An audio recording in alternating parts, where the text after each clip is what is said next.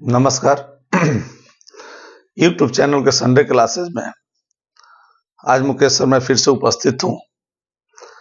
बिहार के एक नए शख्सियत और महादलित नेता जिसको अंबेडकर के बाद में सबसे बड़ा राजनेता भारत स्तर का माना जाता है, प्रथम दलित उप प्रधानमंत्री, एक महान स्वतंत्रता सेनानी और संविधान सभा के सदस्य माननीय बाबू जगजीवन राम को लेकर के शायद जगजीवन राम को इतिहास में वो स्थान नहीं मिला जो उनको मिलना चाहिए, क्योंकि उनकी अगर राजनीतिक कैरियर देखें तो शायद वर्ल्ड रिकॉर्ड में शामिल है। 1936 से लेकर के और 1946 तक लगातार सत्ता के साथ, सरकार के साथ और राजनीति में सक्रिय है, क्योंकि 1936 में जब बिहार विधान परिषद का चुनाव हुआ था तो उसके सदस्य बने थे। यानी अगर राजनीतिक कैरियर की बात करें तो 1936 बिहार विधान परिषद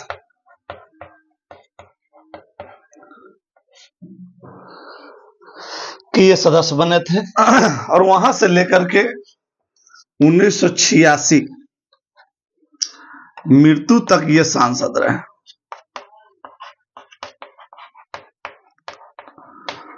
तो कैरियर अगर देखें तो 50 वर्ष।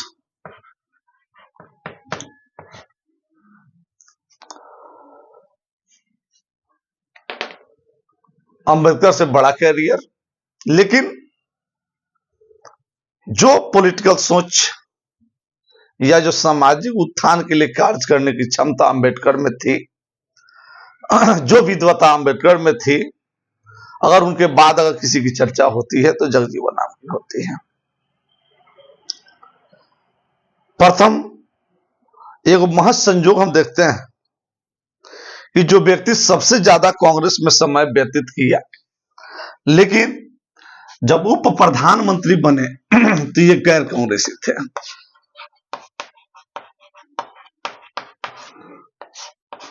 गैर कांग्रेसी उप प्रधानमंत्री बने।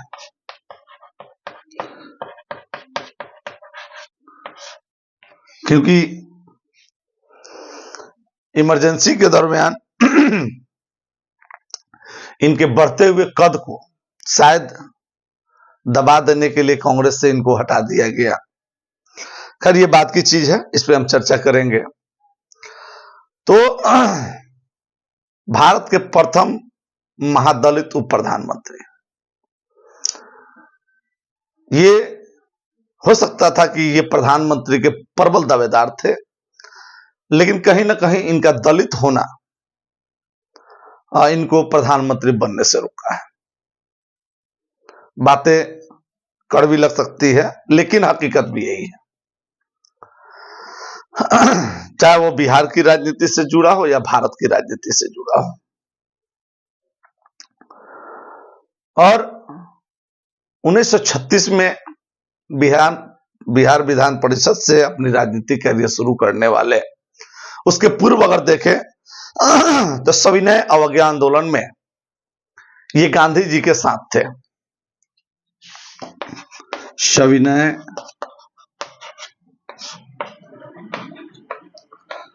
अवज्ञा आंदोलन, लेकिन गांधी जी के सविनय अवज्ञा आंदोलन में शामिल थे, गांधी के साथ शामिल नहीं थे। यानी गांधी के नेतृत्व क्षमता से ये प्रभावित थे। लेकिन गांधी से जो इनकी पहली मुलाकात हुई है 1934 में, जब बिहार में भूकंप आया, बिहार में भूकंप, उस भूकंप में गांधी से पहचानो कि इस भूकंप में इन्होंने जो सामाजिक कार्य किया वह कार्य एक अव्वल श्रेणी का था।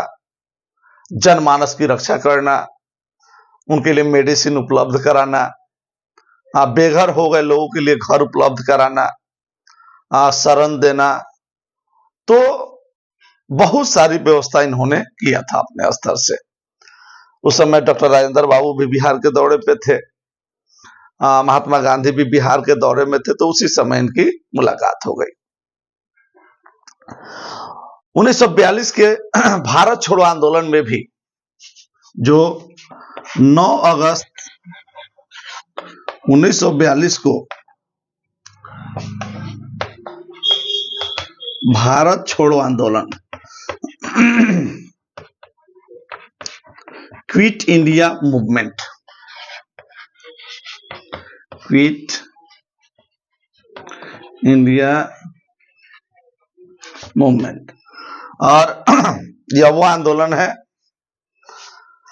जिसमें छात्रों की सहभागिता सबसे बड़ी थी, खास करके बिहार उत्तर प्रदेश जो मैदानी भाग है भारत का, इसमें बिहारी उत्तर प्रदेश यानी मैदानी भागों की जो विद्यार्थी थे सबसे अहम भूमिका निभाए थे, क्योंकि सभी बड़े नेता इसमें शामिल थे और इसका आगाज जो हुआ था हर जगह से हुआ था। इसका कोई एक केंद्र बिंदु नहीं था, जो बड़े नेता जहां से थे वहीं से आह्वान किया, लेकिन अंग्रेजों के द्वारा इसमें ऑपरेशन जीरो आवर चला करके सभी बड़े नेताओं को गिरफ्तार कर लिया गया था। जैसे गांधी को गिरफ्तार करके आगा खां जेल में, नेहरू को भी गिरफ्तार कर लिया गया, जयप्रकाश नारायण को हजारीबाग जेल में, उसी तरह बाबू जगजीवन राम को भी अरेस्ट कर लिया गया।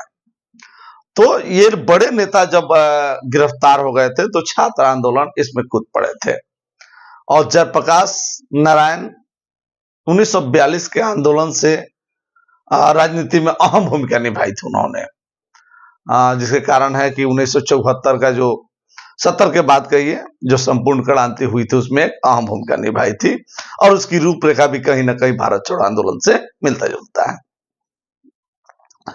और जगजीवन बाबू वाकई में विद्वान थे, इसमें कोई दो मत की बात नहीं। पढ़ने के बहुत बड़े शौकीन थे, चाहे वह छात्र जीवन में हो या राजनीतिक करियर में आने के बावजूद की भी बात हो। अब इतना शौक था इनको पढ़ने का कि बंकिम चंद्र चटर्जी की जो पुस्तक थी आनंद मठ,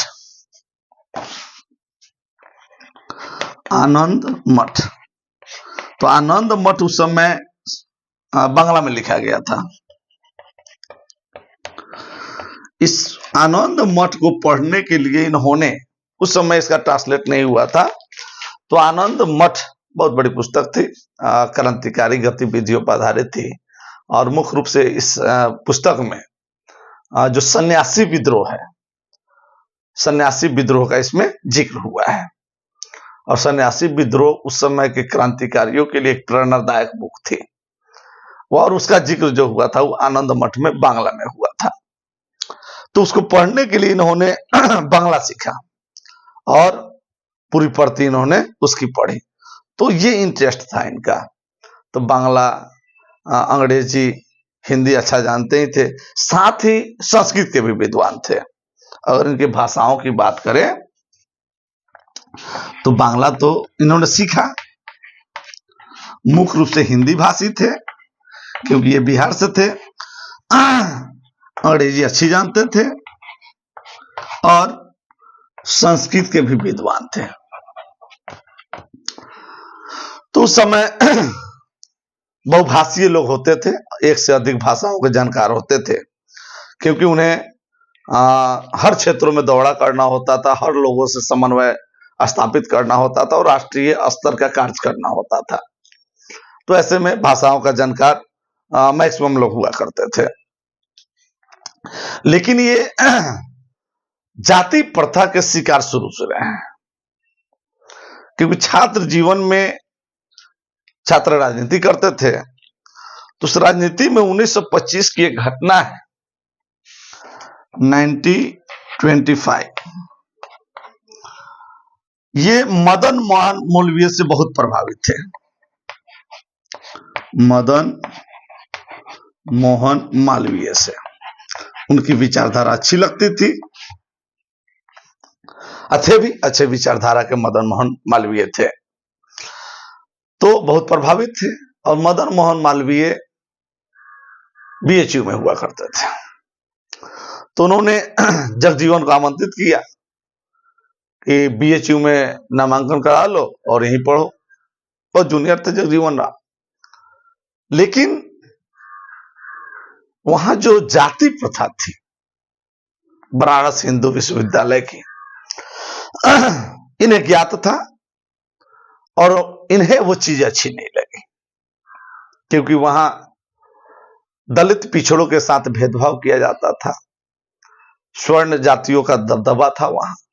इसीलिए उन्होंने आमंत्रण को ठुकरा दिया, क्योंकि इनकी सोच थी कि हम जो हैं सो हैं, हम किसी जातीय दबाव में नहीं रह सकते हैं। और जहां पे जातिगत भावनाएं ज्यादा हो, रूढ़िवादिता ज्यादा हो, वहां उन्होंने रहना पसंद नहीं किया और उस ऑफर को ठुकरा दिया। और बीएचयू जाने की बजाय ये कोलकाता में ही अपनी शिक्षा को पूर्ण किए और वहीं से राजनीतिक जीवन की शुरुआत इन्होंने की। छात्र जीवन में कलकत्ता ही थे और वहीं से कोई भी बालक, कि उस समय क्रांति का जो केंद्र हुआ करता था वह कलकत्ता हुआ करता था। हालांकि जो भारत की राजधानी थी वह कलकत्ता से शिफ्ट होकर के दिल्ली आ चुकी थी, लेकिन बड़े बड़े कॉलेज यूनिवर्सिटी सभी वहीं थे। तो कलकत्ता रहने के दरमियान इनकी मुलाकात जो है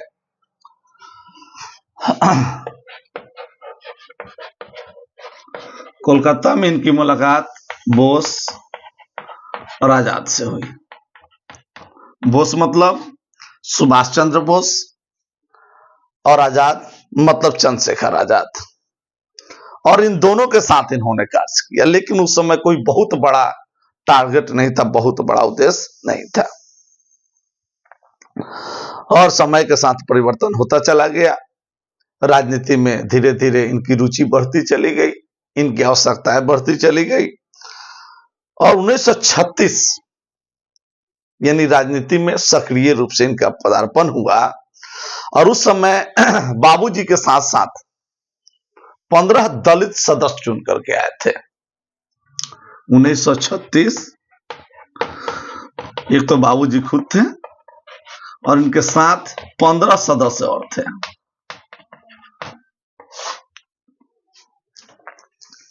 चुन करके विधान परिषद में आए हुए थे। लेकिन यह भी आपको ज्ञात होगा कि सरकार यह ज्यादा दिन तक चली नहीं। मोहम्मद यूनुस बने, फिर सरकारें बदलती गई और जब सेकेंड वर्ल्ड वॉर शुरू हुआ तो कांग्रेस मंत्रिमंडल ने इस्तीफा दे दिया। और इस तरह फिर 42 और 46 में देश आजादी से पूर्व क्योंकि यह घोषणा की जा चुकी थी कि भारत अब आजाद होंगे, तो वैसे में अंतरिम सरकार का गठन हुआ। 1946 अंतरिम सरकार का गठन।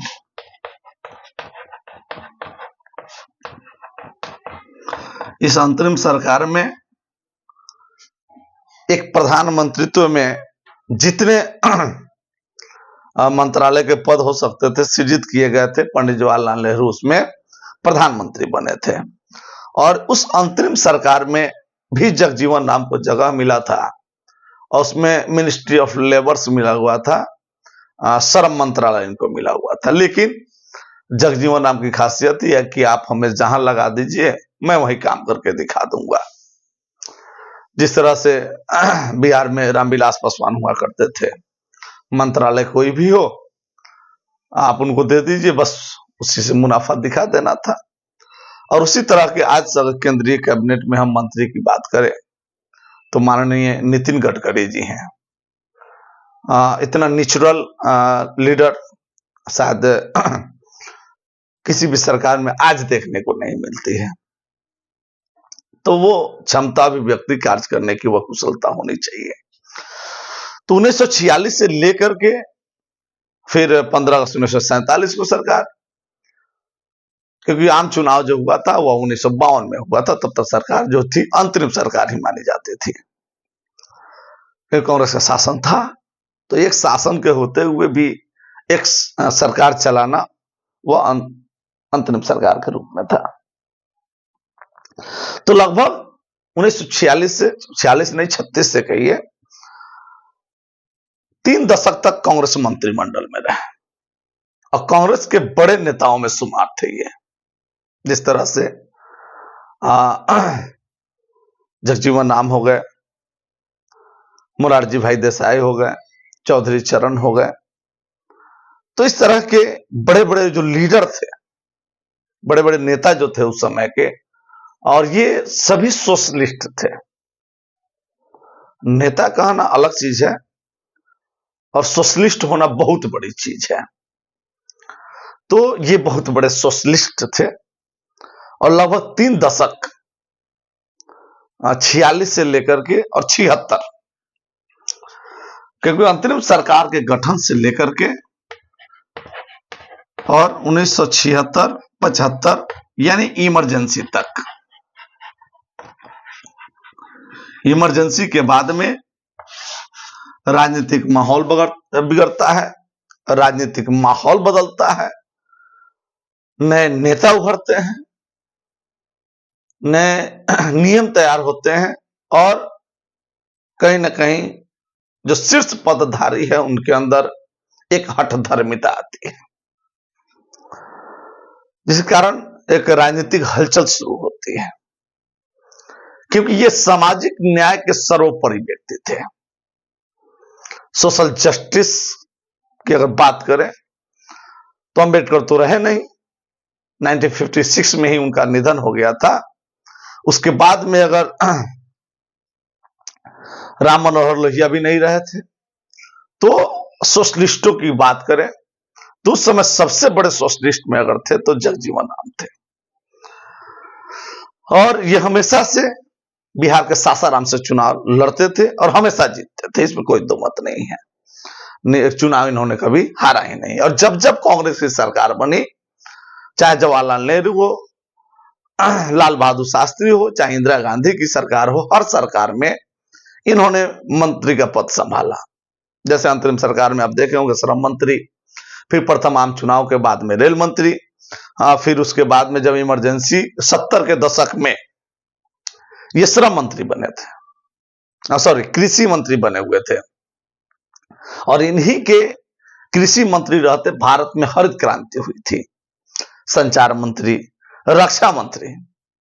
जिस समय बंगभंग आंदोलन हुआ 1971 में, भारत पाकिस्तान युद्ध हुआ, उस बंगभंग आंदोलन में ये रक्षा मंत्री थे। तो लगभग हर मोर्चे पर ये सफल शामिल हुए थे, कहीं इनको विफलता नहीं मिली थी। थोड़ी और आगे देखते हैं तो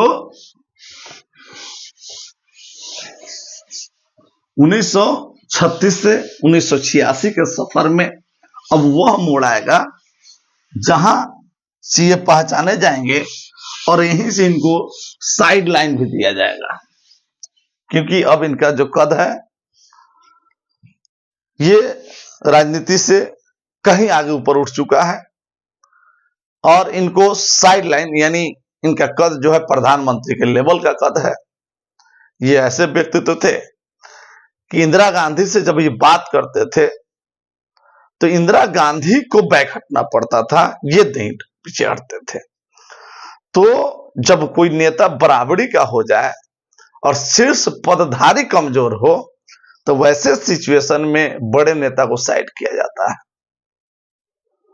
और यह चीजें मोरारजी देसाई के साथ भी हुआ है।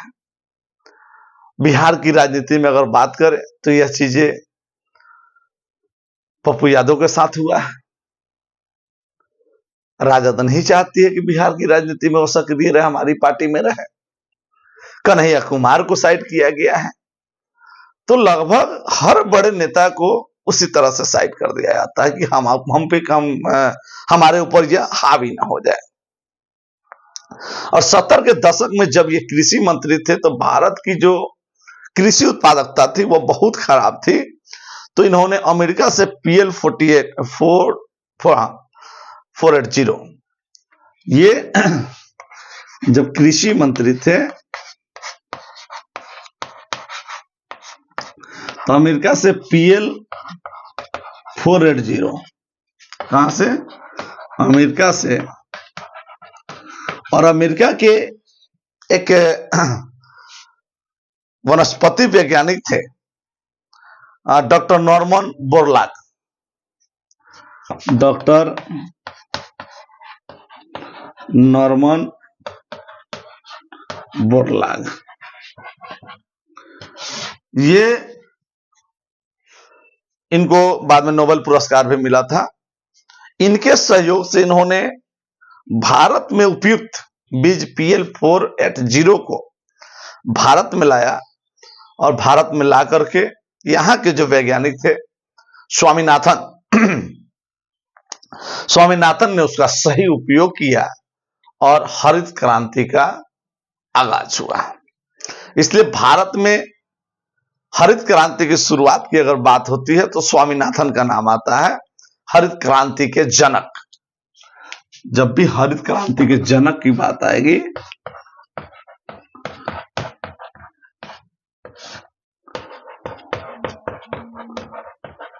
कि जनक तो स्वामीनाथन,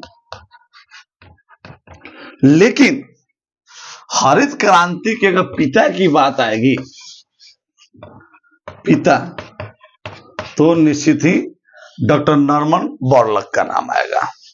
क्योंकि किसी चीज को क्रिएट करना और इंप्लीमेंट करना, तो उन्होंने इस चीज को शुरू किया, पैदा किया, जो जनक हुए और इन्होंने उसका इंप्लीमेंट किया भारत में। इसलिए भारत में कृषि के जनक स्वामीनाथन को कहा जाता है। लेकिन हरित क्रांति के पिता की बात की जाए तो डॉक्टर नॉर्मन बोरलॉग को कहा जाता है। और ये इनसे प्रभावित होने का काम, ये जगजीवन से प्रभावित है। जगजीवन के प्रयास से ऐसा संभव हो पाया था। इसके अतिरिक्त 1974 में PDS की शुरुआत की थी, सार्वजनिक वितरण प्रणाली, जिसको हम डीलरशिप कहते हैं, जन वितरण प्रणाली, उसको आज के डेट में कह लीजिए। उस समय सार्वजनिक वितरण प्रणाली था PDS, पब्लिक डिस्ट्रीब्यूशन सिस्टम। तो 74 में इसकी शुरुआत की थी और कांग्रेस में रहते हुए 1969 में ये निर्विरोध अध्यक्ष बने थे। 1969 में ही ये कांग्रेस के निर्विरोध अध्यक्ष थे। यानी इनके विरोध कोई नहीं था, तो ये कद था उनका, दलित होने के बावजूद। तो देश के करोड़ों हरिजन, आदिवासी, पिछड़े, अति पिछड़े, अल्पसंख्यक, यानी सभी लोग जगजीवन राम को अपना मुक्तिदाता मानते थे। क्या ऐसा नहीं है कि कभी इन्होंने अपने लाइफ में यह सोचा हो कि हम दलितों का कल्याण करेंगे? जी नहीं। उन्होंने हमेशा पिछड़े, दलित, कमजोर वर्गों को आगे बढ़ाने का प्रयास किया, उसके लिए अपनी दलीलें दी। ऐसे इनको सामाजिक न्याय का सर्वोपरि व्यक्ति नहीं माना जाता है। लेकिन इमरजेंसी के दरमियान इंदिरा गांधी ने इनसे वादा किया था कि अगर इमरजेंसी से पूर्व जो राजनारायण केस चल रहा था, उसमें इंदिरा गांधी ने इस चीज माना था कि अगर हमारी सदस्यता जाती है तो निश्चित ही सरकार हमें छोड़नी पड़ेगी, पद छोड़ना पड़ेगा। तो ऐसे में उन्होंने वादा किया था कि जगजीवन राम प्रधानमंत्री होंगे। लेकिन जब पद से हटने की बात आई तो उन्होंने 25 जून 1975 ईस्वी को आपातकाल की घोषणा कर दी। और आपातकाल की घोषणा, आपातकाल 25 जून 1975 आपातकाल की घोषणा। इस आपातकाल की घोषणा का विरोध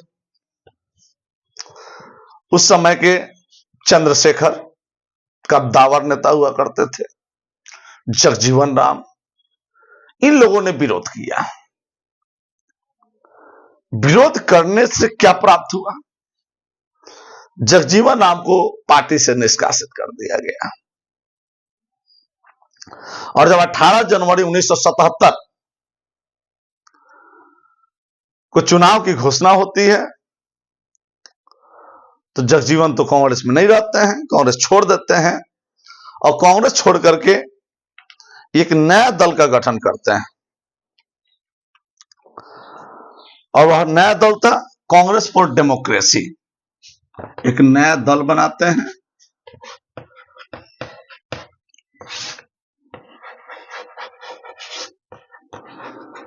कांग्रेस फॉर डेमोक्रेसी।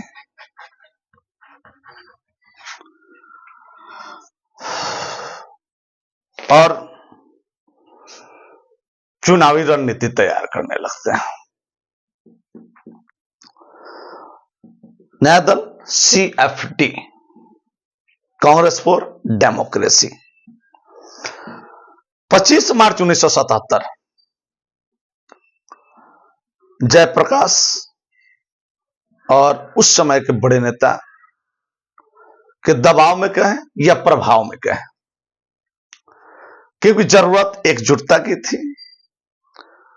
संपूर्ण भारत के जितने सोशलिस्ट नेता थे वे कांग्रेस के खिलाफ थे और जितने लोग कांग्रेस के खिलाफ थे उन्हें एकजुट होना जरूरी था।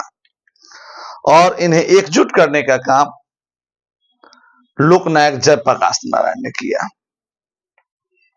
उसी समय उसके पूर्व उन्होंने टोटल मूवमेंट छेड़ा था, संपूर्ण क्रांति, उसमें 7 क्रांति शामिल थी। तो उनके प्रयास से लगभग जितने कांग्रेस विरोधी लोग थे सबको एकजुट किया गया और जगजीवन राम को भी जनता पार्टी में शामिल किया गया। इस जनता पार्टी में जनसंघ भी शामिल था, जो अटल जी और लाल कृष्ण आडवाणी, श्यामा प्रसाद मुखर्जी की जो पार्टी थी। जनसंघ जो RSS का एक विंग था, उसको भी शामिल किया गया और सम्मिलित रूप से कांग्रेस के विरुद्ध एक मोर्चा बना करके चुनाव हुए 1977 के। और चुनाव में जनता पार्टी से ही जगजीवन राम फिर से सांसद बनकर के आए और सभी जनता पार्टी मिलकर के सरकार बनाना था, बहुमत थी। लेकिन प्रधानमंत्री कौन होगा, इसको लेकर के थोड़ी सी गर्माहट बढ़ गई। कारण था कि प्रधानमंत्री की रेस में, क्योंकि प्रधानमंत्री का पद नहीं मिलने के कारण ही जगजीवन इंदिरा के खिलाफ आए थे, तो प्रबल दावेदारी जगजीवन राम की थी। दूसरी तरफ मोरारजी देसाई की भी अगर बात करें तो संपूर्ण जीवन उन्होंने कांग्रेस में बिताया। एक मुखर, अच्छे वक्ता और प्रधानमंत्री जवाहरलाल नेहरू के समय से समकक्षीय नेता। उनकी दावेदारी तो उस दिन से थी जब जवाहरलाल नेहरू का निधन हुआ, उस समय ये दावेदार थे प्रधानमंत्री के। फिर शास्त्री जी बने, फिर इनको लगा कि उसके बाद हमें मौका मिलेगा। तो इंदिरा गांधी जब प्रधानमंत्री बने तो ये इनकी नाराजगी और बढ़ गई कि अब हमें चांस मिलना पॉसिबल नहीं है। ऐसे में ये कांग्रेस छोड़ दी है। उसके अलावा देवीलाल चौधरी, चंद्रशेखर रेस में नहीं थे, क्योंकि कोई भी पद उनके लिए मायने नहीं रखता था। और बात भी सही है, आप चंद्रशेखर को देखिएगा, संसद से सीधा वो प्रधानमंत्री का सफर तय किए, कभी कोई मंत्री पद नहीं लिया। तो वैसे में अब 3-3 दावेदारी हो गई तो इसका समझौता करने के लिए जयप्रकाश आए। जयप्रकाश नारायण ने जगजीवन की बजाय मोरारजी देसाई को प्रधानमंत्री बना दिया और शपथ ग्रहण समारोह में जगजीवन राम नहीं पहुंचे। वे काफी नाराज थे क्योंकि उनकी प्रबल दावेदारी थी चुनाव प्रचार में अहम भूमिका निभाना, क्योंकि मोरारजी देसाई की उम्र काफी हो चुकी थी, तो वैसे में उनसे ये आशा नहीं किया जा सकता था। लेकिन जगजीवन राम उस उम्र में एनर्जेटिक थे और उन्होंने संपूर्ण भारत में चुनाव प्रचार किया, इसलिए उनकी दावेदारी ज्यादा थी। खैर, जेपी के कहने पर सभी लोग उनकी बात मानते थे, क्योंकि उस सामाजिक पाठशाला के समझिए तो हेड थे। तो मोरारजी देसाई भारत के प्रधानमंत्री बनते हैं और यह घटना है 24 मार्च 1977 की। और जगजीवन राम को फिर लोकनायक जयप्रकाश नारायण मना लेते हैं और उन्हें उप प्रधानमंत्री का पद देते हैं। 24 मार्च 1977,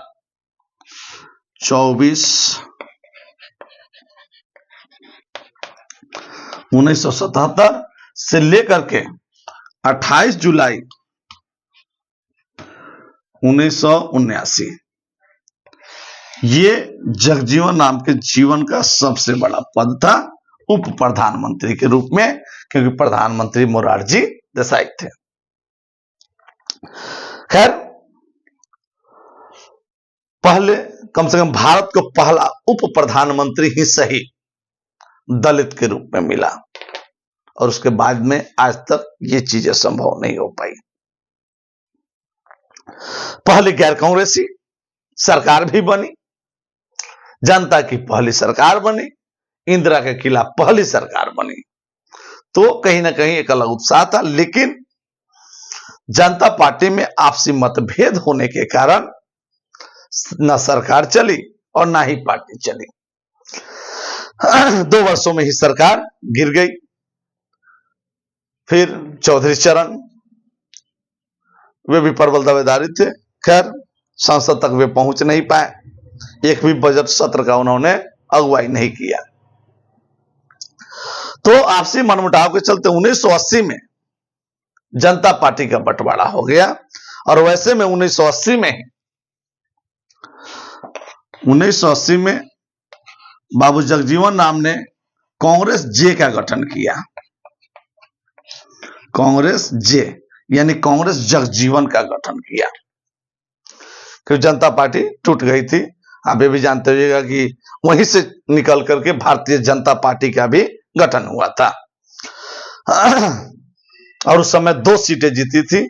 और आज क्या स्थिति है बीजेपी की, आप खुद देख सकते हैं, ये कहने वाली बात नहीं है। और कांग्रेस जे का गठन हुआ और उस समय जो प्रधानमंत्री के कैंडिडेट थे जनता पार्टी की तरफ से, 80 जिस समय चुनाव हुआ उस समय जनता पार्टी एक थी, बंटाधार नहीं हुआ था। तो बाबू जगजीवन राम प्रधानमंत्री के उम्मीदवार थे, लेकिन जनता पार्टी उतनी सीटें नहीं जीत पाई कि सरकार बने। और 1980 के बाद में फिर से जनता पार्टी टूटा, फिर बीजेपी का गठन हुआ, अन्य पार्टियों का गठन हुआ और जगजीवन राम ने कांग्रेस जे बनाया, अर्थात कांग्रेस जगजीवन। फिर सासाराम से सांसद बने, 84 में भी ये सांसद बने और 84 के सांसद रहते हुए 1986 में इनका निधन हो गया। निधन होने से पूर्व इनके पास बेटी थी मीरा कुमार, जो भारतीय संसद की प्रथम दलित अध्यक्ष होने का उन्हें गौरव प्राप्त है और वह कांग्रेस से ही सांसद बनती है और संजोग से जगजीवन राम के सीट सासाराम से हमेशा वह चुनाव जीतती है। एक पुत्र भी थे इनके, सुरेश। लेकिन उनकी आकस्मिक निधन हो चुकी थी और वे गैर पॉलिटिकल लोग थे और एक सेक्स स्कैंडल ने तथाकथित, क्योंकि उस समय कांग्रेस के विरोध चल रहे थे, उसी समय वह स्कैंडल छपा था मेनका गांधी की अखबार थी सूर्या पत्रिका में। और उसके बाद जगजीवन राम जो थे वह लाइमलाइट से दूर हो गए थे, प्रश्न चिन्ह उन पे खड़े हो गए थे और वहां से उनकी जो राजनीतिक पतन थी वह धूमिल घटते चला गया, शुरू हो गया और इनके कहीं ना कहीं पर्सनालिटी पे क्वेश्चन मार्क खड़े हो गए। तो अगर संपूर्ण रूप से जगजीवन राम को अगर हमने देखा तो हमें एक चीज पता चली कि वाकई में बहुत बड़े सोशलिस्ट, कांग्रेस के बहुत बड़े स्तंभ और एक निस्वार्थ राजनीतिज्ञ उनको कहें तो इसमें कोई अंतर्दृष्टि नहीं होगी, क्योंकि एक बार उनके गांव के एक समाचार चैनल में चल रहा था तो उनसे देखा गया कि उन्होंने एक सामान्य कार्य किया जो भारत के अन्य गांवों में किए जाते हैं।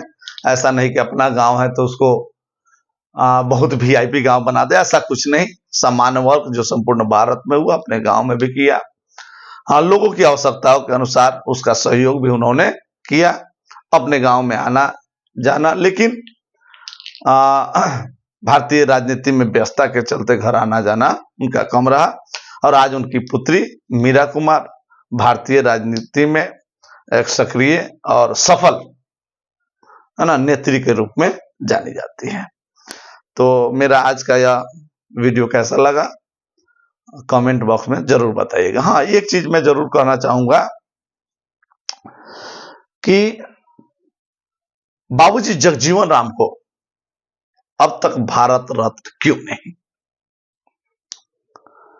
क्योंकि आप गौर से देखेंगे अगर पूरे राजनीति में तो लगभग इनके समकालीन जितने पॉलिटिशियन रहे सबको भारत रत्न मिला है और इनको आज तक नहीं मिला। नहीं मिलने के पीछे कहीं ना कहीं हमें लगता है कि राजनीतिक वर्चस्व या राजनीतिक जिसका ग्राफ जैसा हो, पहुंच हो, पकड़ हो, उसी को राष्ट्रपति भारत रत्न से सम्मानित किए जाते हैं। क्योंकि अगर ये कांग्रेस में होते तो कांग्रेस सरकार इनको भारत रत्न दे चुकी होती, लेकिन ये कांग्रेस छोड़ चुके थे, इसलिए कांग्रेस के द्वारा इन्हें भारत रत्न मिला नहीं। और वो प्रधानमंत्री भी बने तो गैर कांग्रेसी थे, लेकिन कभी दलित होने के नाते हो सकता है कि जो सत्तारूढ़ पार्टी है इन तक नजर नहीं जाती है, लेकिन इन्हें भारत रत्न अवश्य ही मिलना चाहिए। क्योंकि ये भारत रत्न के अब नहीं, इनको तो बहुत पूर्व मिलना चाहिए, लेकिन मरणोपरांत ही अगर देने की व्यवस्था है भी तो बाबू जगजीवन राम को भारत रत्न अवश्य ही मिलना चाहिए। तो आज के लिए इतना ही, फिर मिलते हैं अगले वीडियो में, तब तक के लिए धन्यवाद।